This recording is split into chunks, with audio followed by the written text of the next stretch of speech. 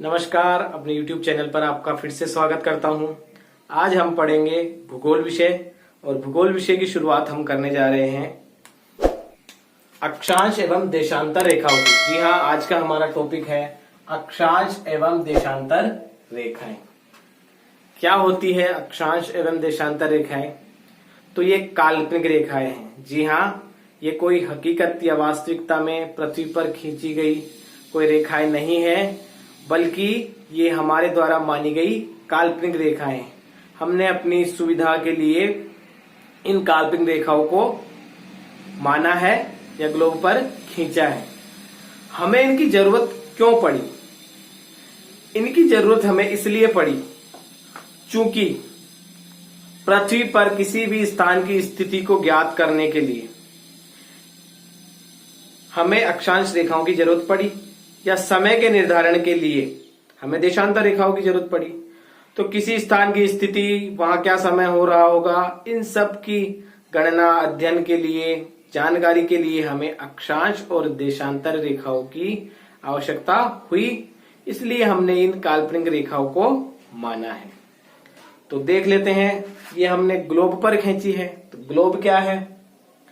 अब चूंकि पृथ्वी का अध्ययन करना हो तो पृथ्वी तो अपने आप में बहुत बड़ी है, तो कोई भी भूगोलवेता या वैज्ञानिक उसको ला करके तो अध्ययन करेगा नहीं, या आपको पढ़ाना भी हो तो पृथ्वी को लाकर तो ऐसा संभव होगा नहीं।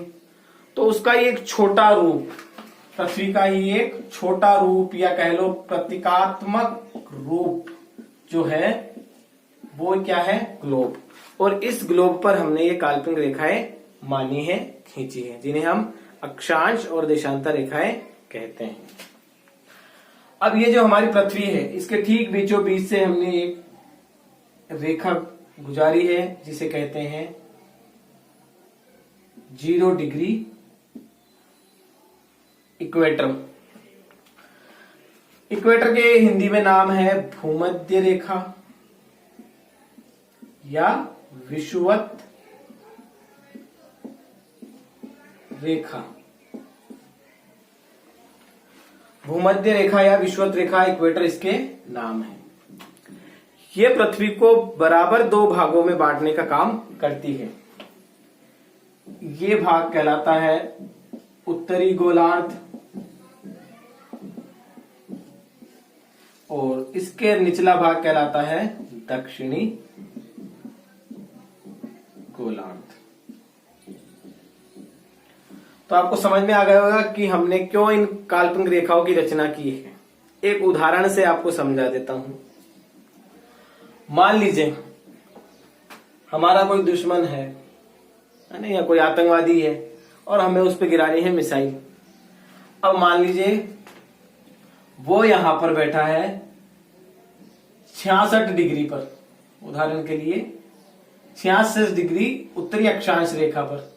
अब ये 66 डिग्री तो बहुत बड़ी होगी, है ना, पूरी यहां से यहां तक।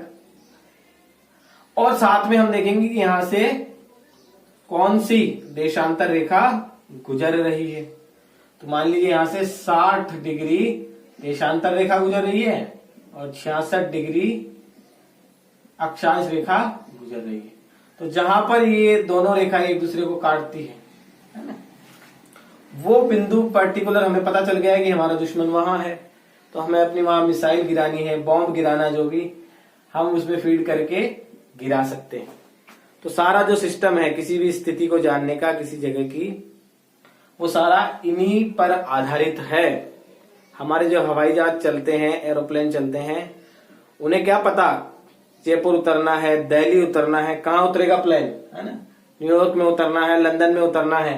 तो इन्हीं अक्षांश और देशांतर रेखाओं की सहायता से इस प्रकार का जो मान होता है वहां पर उन प्लेन को उतारा जाता है। इसी प्रकार से जो जहाज चलते हैं समुद्रों के अंदर, उन्हों कोई स्थिति ज्ञात करने के लिए, अपने निर्धारित स्थान पर पहुंचने के लिए इनकी सहायता से ही पहुंचा जा सकता है। यानी जो जीपीएस सिस्टम, नेविगेशन, वो सब काम कर रहा है, वो किसकी बदौलत कर रहा है? इन्हीं अक्षांश और देशांतर रेखाओं की बदौलत वो काम कर रहा है।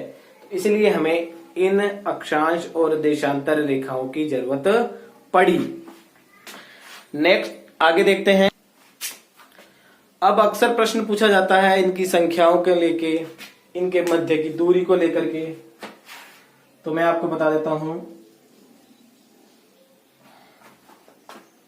ये बीचों बीच से गुजर रही है इक्वेटर रेखा।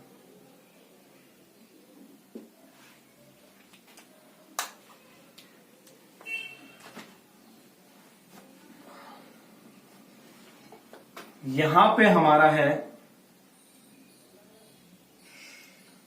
नॉर्थ पोल यानी उत्तरी ध्रुव, और यहां ठीक नीचे है हमारा साउथ पोल यानी दक्षिणी ध्रुव।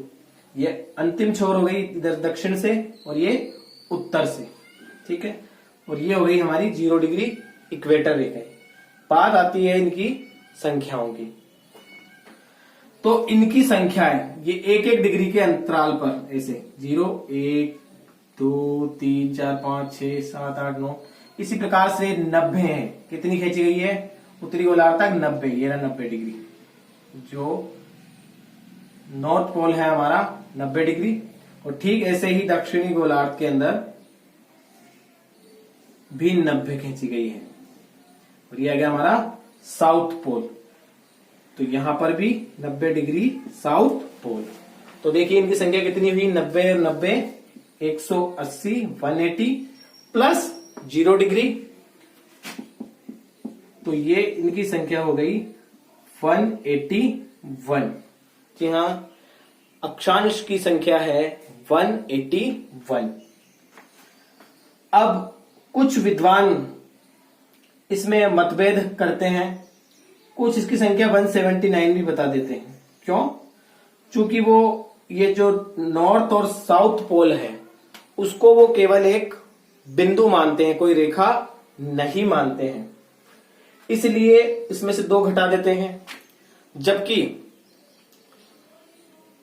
कुछ विद्वान कहते हैं कि रेखा जो होती है वो बिंदुओं से मिलकर के ही बनती है, बिंदुओं का ही योग होती है, इसलिए इन बिंदुओं को भी अक्षांश माना जाएगा। तो अधिकांश ये हमारा उत्तर सही होगा 181, और अगर ये ऑप्शन नहीं होता तो हम इस पर भी जा सकते हैं। तो अधिकांश लोगों का माना जाने वाला मत है 181। आपने अक्सर सुना होगा कि हम इन्हें व्रत कहते हैं। क्या कहते हैं? व्रत। क्यों कहते हैं? चूंकि ये अक्षांश रेखा है, केवल आपको आगे दिख रही है, ये फ्रंट भाग है पृथ्वी का, यही नहीं खींची है, ये इसके बैक साइड में पूरी राउंड घूम करके आ रही है, जो पूरा एक व्रत का निर्माण करती है। तो इसलिए हम इन्हें व्रत भी कहते हैं, अक्षांश व्रत। जैसे आप मार्कर से समझ सकते हैं, ये पूरा राउंड घूम करके आ रही है, इसलिए ये इन्हें हम व्रत भी कहते हैं। तो ये हो गई इनकी संख्या।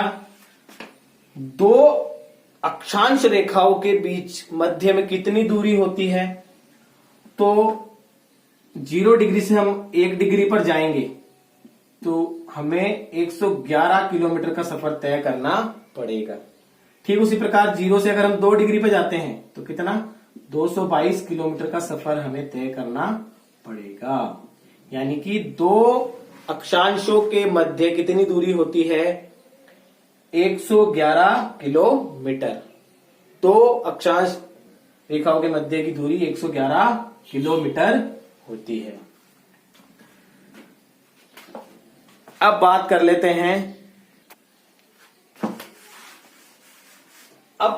हैं इसकी कुछ जो परिभाषा दी गई है वो क्या है।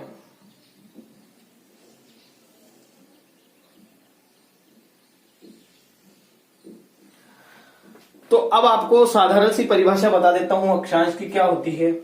पृथ्वी का जो केंद्रीय भाग है, बिल्कुल केंद्रीय जो बिंदु है, ये यहां से किसी भी स्थान की कोणीय दूरी अक्षांश कहलाती है। समझिए, यह पृथ्वी का केंद्रीय बिंदु है। यहां से मान लीजिए हमने यहां पर एक कोण बनाया 30 डिग्री का, ठीक है। तो ये जो बिंदु है, यहां से हमने रेखा खींच दी 30 डिग्री की। कितनी? 30 डिग्री। तो ये हो गया 30 डिग्री उत्तरी अक्षांश। समझ रहे हैं? तो किसी भी स्थान की कोणीय दूरी क्या है?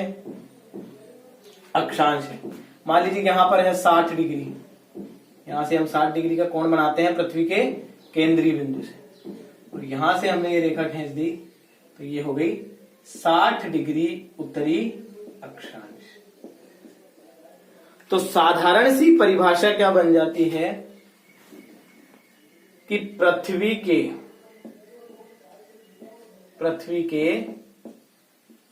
केंद्र बिंदु से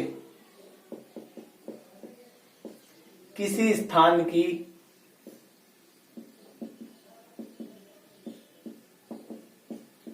कोणीय दूरी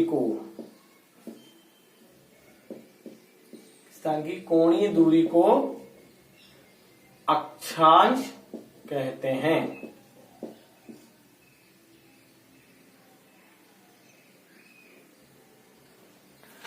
तो किसी भी स्थान की कोणीय दूरी ही क्या है? अक्षांश। अब कुछ महत्वपूर्ण अक्षांश रेखाओं के बारे में मैं आपको बता देता हूं।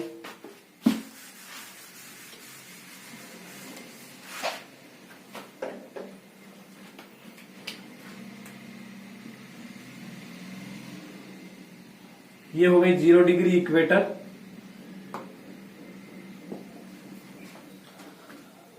अब सूर्य के उत्तरायण और दक्षिणायन की स्थिति के आधार पर यहां से हमने 2 रेखाएं और गुजारी है।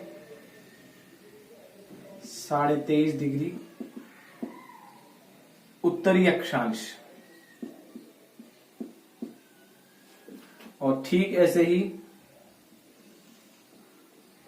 23.5 डिग्री ये हो गई दक्षिणी अक्षांश। इसे हम कहते हैं कर्क रेखा। ये भारत के बिल्कुल मध्य में से होकर के गुजरती है, आपको पता ही है।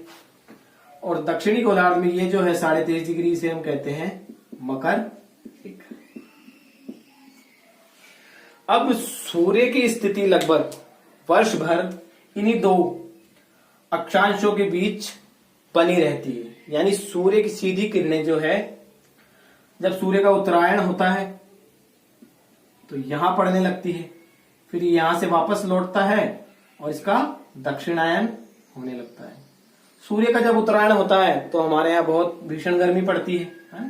मई जून का जो समय होता है, ठीक है, जबकि उस समय यहां पर ठंड पड़ रही होती है दक्षिणी गोलार्ध में। और ठीक इसके विपरीत जब सूर्य का दक्षिणायन हो जाता है तो यहां गर्मी पड़ने लगती है और हमारे यहां सर्दी होती है, दिसंबर जनवरी का जो समय होता है। तो इन 2 रेखाओं के बीच में सूर्य की सीधी किरणें पड़ती है, उत्तरायण दक्षिणायन। इसे कहते हैं 23.5 डिग्री उत्तरी अक्षांश कर्क रेखा। इसे कहते हैं 23.5 डिग्री दक्षिणी अक्षांश मकर रेखा। एक प्रश्न यह भी पूछा जाता है कि सबसे लंबी अक्षांश रेखा कौन सी है? तो 0 डिग्री इक्वेटर। 0 डिग्री इक्वेटर सबसे लंबी अक्षांश रेखा है। और जबकि सबसे छोटी कौन सी है? तो बिल्कुल हम जैसे जैसे उत्तर की ओर या दक्षिण की ओर बढ़ते जाएंगे तो अंत में यहां से कट जाएगा 90 डिग्री उत्तरी अक्षांश, और ठीक ऐसे ही 90 डिग्री दक्षिणी अक्षांश। 90 डिग्री उत्तरी और दक्षिणी अक्षांश सबसे छोटी अक्षांश रेखाएं हैं, जबकि इक्वेटर भूमध्य रेखा विषुवत रेखा सबसे लंबी अक्षांश रेखा है।